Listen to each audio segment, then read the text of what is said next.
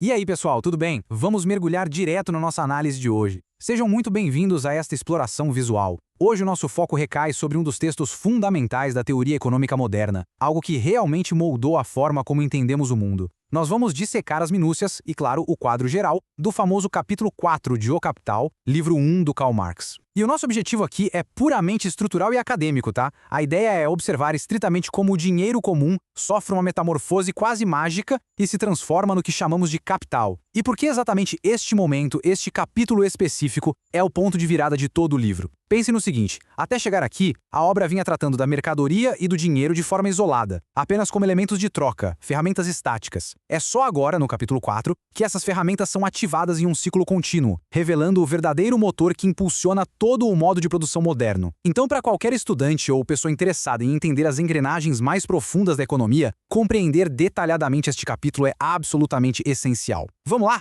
A nossa estrutura de hoje é bem direta e abrange 4 pontos centrais. Primeiro, vamos ver a diferença entre dinheiro e capital. Segundo, a famosa fórmula geral. Terceiro, a figura do trabalhador livre. E, por fim, a mudança de papéis. Sabe, para a gente realmente compreender a magnitude do nosso objeto de estudo hoje e o método utilizado neste livro, acho muito interessante recorrer às palavras do sociólogo brasileiro Francisco de Oliveira. Ele compara a abordagem de Marx à de um anatomista.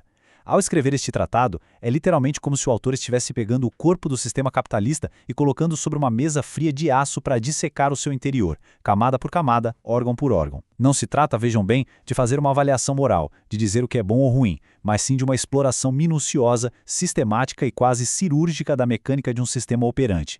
É uma verdadeira autópsia econômica em tempo real, focada em expor os tecidos invisíveis que conectam toda a nossa sociedade. Então, entrando na nossa primeira sessão, dinheiro versus capital e a busca incessante pelo lucro. Historicamente, e também do ponto de vista teórico, existe uma distinção fundamental de comportamentos quando olhamos para o mercado. O texto contrasta muito bem duas figuras, o entesourador e o capitalista. O entesourador é aquele cara que deseja reter o dinheiro por si mesmo. Do ponto de vista psicológico e econômico, ele tem um pavor absoluto de perder a sua riqueza. Então o que ele faz? Ele retira esse dinheiro da circulação. Ele guarda debaixo do colchão, tranca em um cofre, essencialmente paralisando aquele valor. Já o capitalista faz exatamente o oposto. Ambos, claro, compartilham aquele impulso quase absoluto de enriquecimento. Mas o capitalista compreende que o verdadeiro poder, a verdadeira mágica, reside em lançar o dinheiro de volta ao mercado e fazer isso de forma contínua, incansável. Ele não quer a retenção estática, porque o dinheiro parado eventualmente se corrói com o tempo, perde o sentido. Ele busca o movimento incessante através da circulação ativa para gerar o lucro. O dinheiro dele precisa trabalhar. E aqui está o detalhe crucial para entender a subjetividade profunda desse agente. O texto define o capitalista de uma forma fascinante. Ele o chama de capital personificado. A sua pessoa, ou melhor, o seu bolso, é o ponto de partida e o ponto de retorno do dinheiro. O objetivo subjetivo da operação dele não é satisfazer uma necessidade de consumo. Ele não está fazendo isso para comprar um iate e depois descansar para o resto da vida. O objetivo real é a caça apaixonada ao valor. É a repetição automatizada, totalmente consciente e dotada de vontade desse processo de acumulação. No fim das contas, o capitalista não é exatamente o mestre da engrenagem. Ele se torna a própria engrenagem humana que permite ao valor, agindo quase como um sujeito autômato, valorizar a si mesmo num ciclo que simplesmente não tem fim. É um movimento perpétuo. O que nos leva perfeitamente à nossa segunda sessão, a fórmula geral e esse impressionante movimento de valor. Deem uma olhada na densidade dessas anotações nos manuscritos originais. É quase intimidador, né?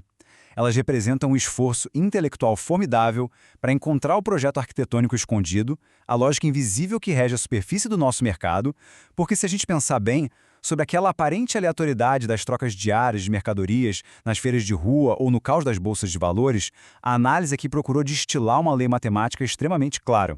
Um axioma que pudesse explicar o crescimento contínuo da riqueza abstrata que acaba definindo a era em que vivemos. E toda essa abstração resultou na famosa fórmula geral do capital.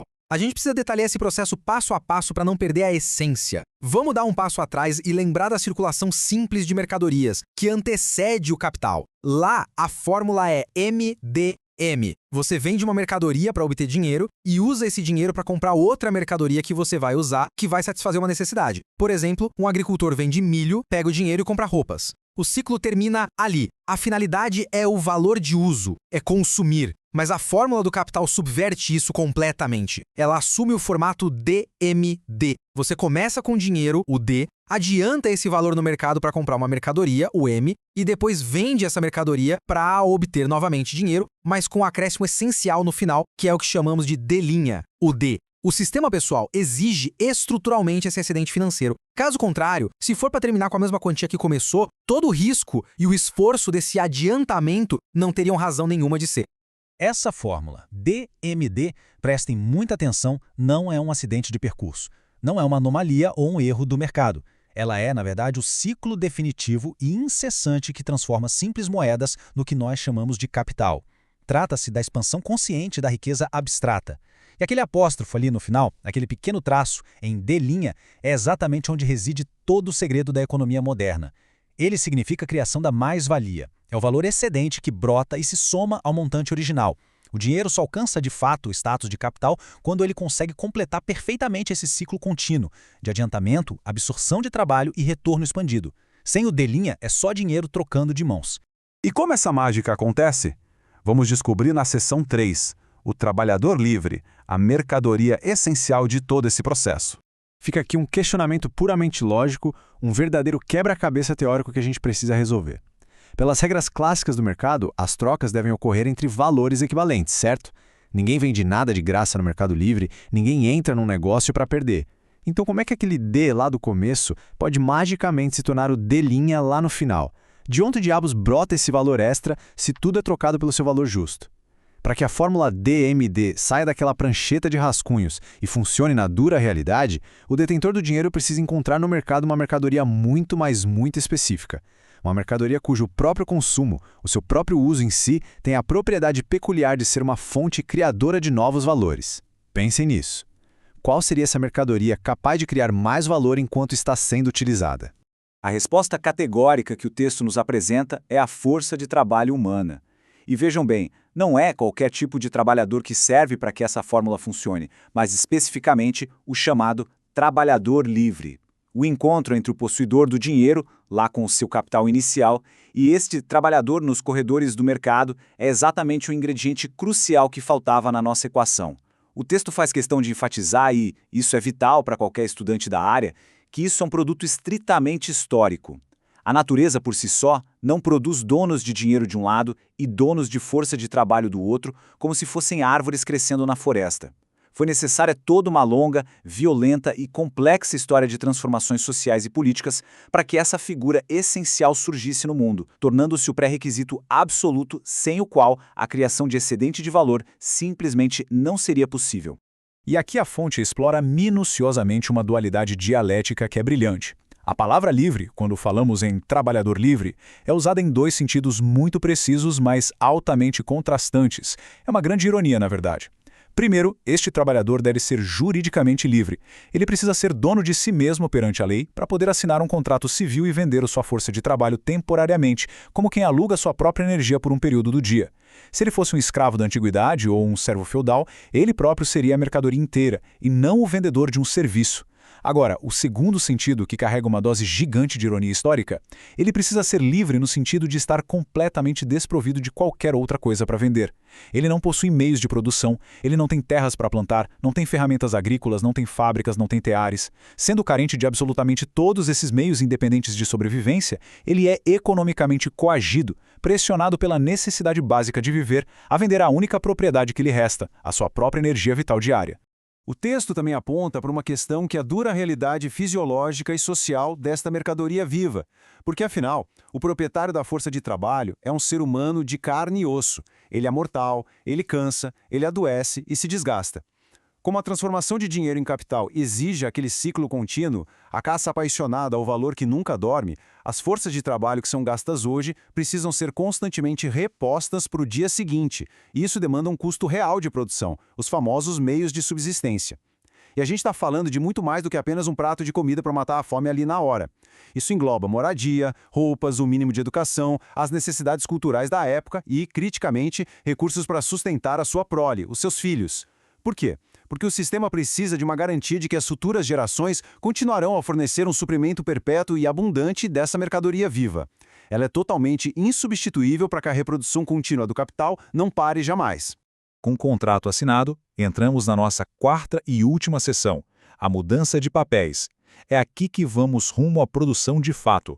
Uma vez que esse contrato de trabalho é assinado no mercado e essa mercadoria peculiar é comprada pelo capitalista, o texto descreve uma mudança de cenário que é dramática. Nós abandonamos o mercado aberto, aquilo que a fonte chama tão poeticamente de a esfera ruidosa da circulação simples. Imaginem aquele espaço iluminado pelo sol, onde as pessoas negociam de igual para igual, onde reinam as noções clássicas de liberdade, igualdade, propriedade e as regras maravilhosas do livre comércio. Deixamos isso para trás. Descemos então degraus teóricos e adentramos a morada oculta, a estrita e disciplinada esfera da produção, lá no chão das fábricas. É nesse ambiente, a portas fechadas, longe da luz do sol do mercado, que o consumo daquela mercadoria que foi comprada à força de trabalho realmente acontece. É aqui, bem longe dos olhos dos teóricos do livre comércio de antigamente, que a teoria nos demonstra passo a passo a extração e a criação de fato do novo valor. É onde o D vira D'.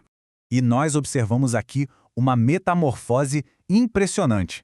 Ela ocorre não apenas com os números nas planilhas contábeis, mas com o comportamento social e psicológico do ser humano. A análise capta a profunda transformação dessas dramatis persona, como se fossem atores atuando neste grande teatro econômico estrutural. O antigo possuidor de dinheiro, agora recém-convertido em um capitalista pleno, assume imediatamente uma nova postura de poder. O texto diz que ele avança com um ar de grande importância, caminhando com extrema confiança, ávido para iniciar a extração do valor e ver o seu negócio prosperar. E em nítido contraste a essa postura, o possuidor da força de trabalho transfigura totalmente a sua fisionomia assim que cruza as portas da fábrica. Ele deixa de ser um vendedor igual no mercado e se torna efetivamente um trabalhador subordinado sob comando.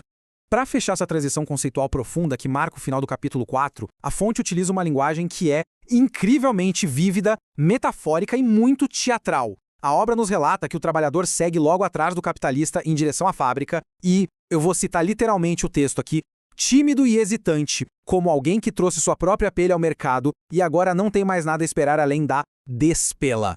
Essa descrição, que é um tanto sombria, mas metodologicamente magistral, sela a análise do exato momento histórico em que aquelas relações fluidas e aparentemente igualitárias de troca lá no mercado aberto desaguam na dura engrenagem. Desaguam numa relação direta, hierárquica e contínua que vai ditar absolutamente todas as regras da produção de valor dali em diante. O que nos leva, no final das contas, a esta provocação conceitual.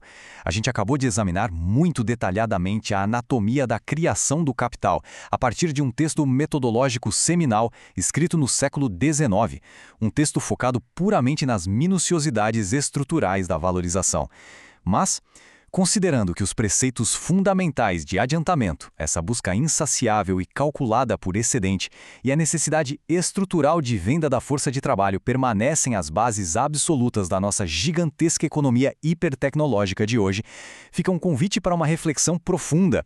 Até que ponto essas engrenagens que nós meticulosamente dissecamos ao longo deste capítulo 4 não são meras relíquias de um museu da história industrial, mas sim o próprio código-fonte, absolutamente inescapável, que continua a programar toda a arquitetura social, política e econômica global em que nós vivemos hoje, seja num aplicativo de celular ou numa fábrica de carros.